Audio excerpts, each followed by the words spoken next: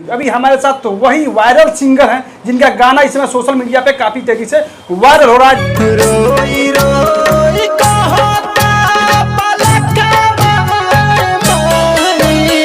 जो सिंगर है इनका नाम अरुण अंसारी इनका नाम है और ये मुस्लिम धर्म से बिलोंग करते हैं। मुस्लिम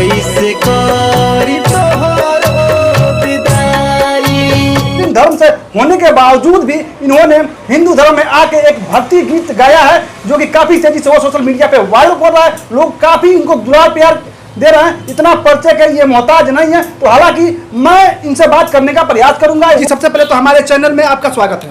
नमस्कार, आपके दर्शक लोग जितने देख रहे हैं उनको पैर छूकर मैं प्रणाम करना चाहता हूँ। बहुत प्यार दुलार इस गाना से मिल रहा है। मेरा गाना का बोल है कि कैसे करी तुझसे विदाई, बहुत गाना बेस्ट है। अच्छा ये बताइए, आप मुस्लिम धर्म होने के बावजूद भी आपने हिंदू धर्म में आकर और सो है कि माता रानी का एक विदाई गीत गाया है, बहुत ही अच्छा गीत गाए हैं, लोग काफी दुलार प्यार दे रहे हैं।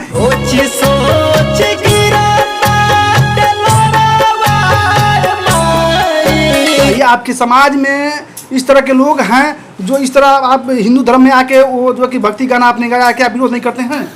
विरोध बहुत लोग तरह तरह का मैसेज कर रहे हैं, बाकी हमको उस चीज से मतलब नहीं है। हम दर्शक का वो गाना सुने जो रोई रोई कहता बलकावाए माई, कैसे करी तोहरो विदाई, ए माई कैसे करी तोहरो विदाई। बहुत प्यारा गीत है, आप लोग इस गाना को सुनिए।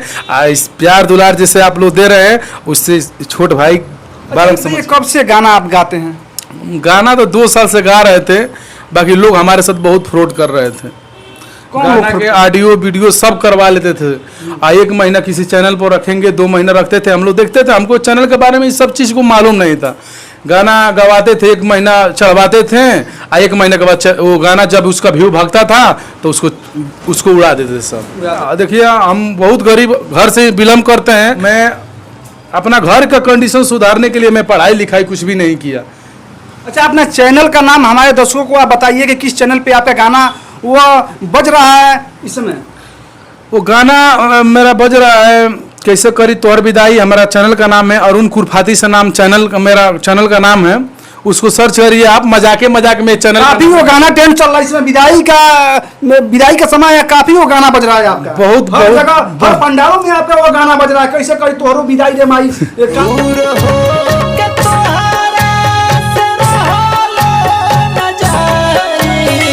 का कोई एक भोजपुरी या भक्ति गाना हमारे दर्शकों को सुनाइए।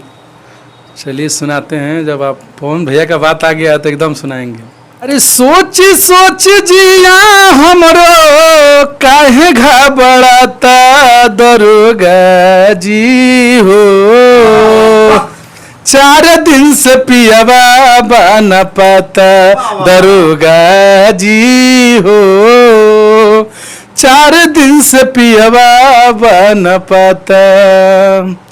अरे लिखी नारी पोटरवा सोची बिचारी, अपना बलनुआ के कैसे बिसा।